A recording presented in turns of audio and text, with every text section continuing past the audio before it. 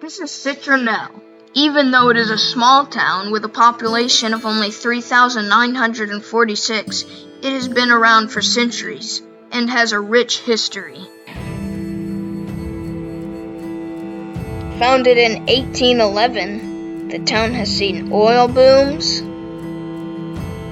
wars, and a short period of thriving tourism.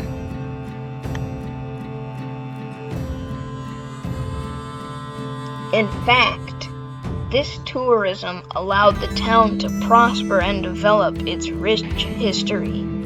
As the town started to boom in the early 20th century, due to the railroad coming to Citronelle, the city square grew around one central location, the Citronelle Depot. Many public buildings were built around the depot, such as a library, a hotel, and as you're about to see, an Episcopal church.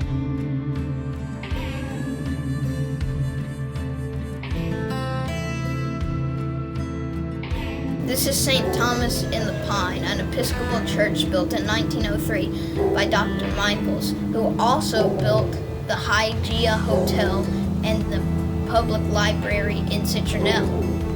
This is the Citronelle GM&O train station. When railroads were built in Citronelle and trains started to come through in 1851, new people and goods were brought to and from the town. This was a baggage car. It was used to carry people's luggage when they came from the north to visit Citronelle's piney fresh air, high elevation, and healing springs. These trains not only shipped people, but also timber, turpentine, fruits and vegetables, cotton, nuts, and queen bees. There was an apiary, or bee farm, next to the depot, and queen bees would be exported from Citronelle in mesh-covered boxes to start new hives all around the nation. The depot was built in 1903 and became the town's economic and social center. Sheep were sheared and corn was shucked at the depot, and Northerners brought new business opportunities to Citronelle. William Burroughs, the inventor of the adding machine, was diagnosed with tuberculosis and came to live in Citronelle because it was a well-known healing resort.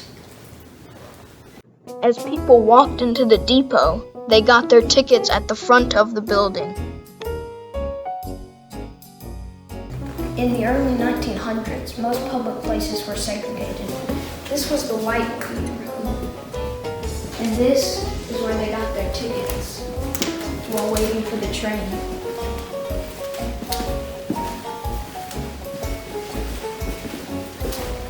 This was the African American waiting room.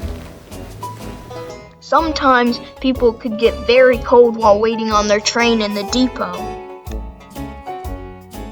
This was the original wood-burning stove that they used in the Citronelle Depot. When passengers got off of their trains, they loaded their luggage onto baggage carts, much like these. From the depot, many passengers would walk to the Hygeia Hotel if they didn't already get off at the special train station built right in front of the hotel. The hotel had special cottages for guests to stay in, as well as its own mineral spring.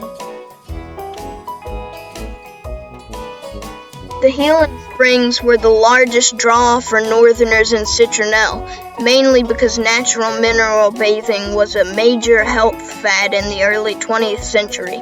However, the springs were also important to the Native Americans who lived there. They named the place Citronella, which means I heal, or land of healing.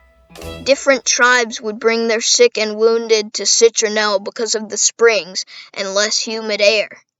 Needless to say, tourists also loved the springs, and their visits made the hotel and the depot very popular.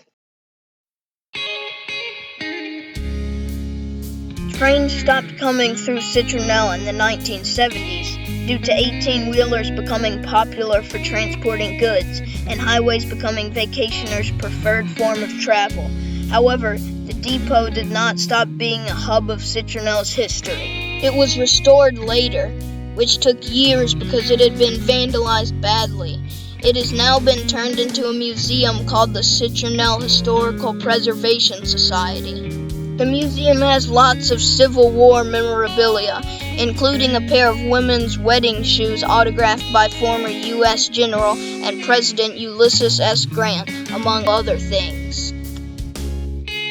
While Citronelle does not have a depot, or fancy hotel, or drive-in theater, or a bowling alley, like it used to, we can look to the past to gather inspiration for more public spaces to build today. Like the railroad brought new ideas and public entertainment to Citronelle in the past, maybe a future innovation will bring new growth in the coming times.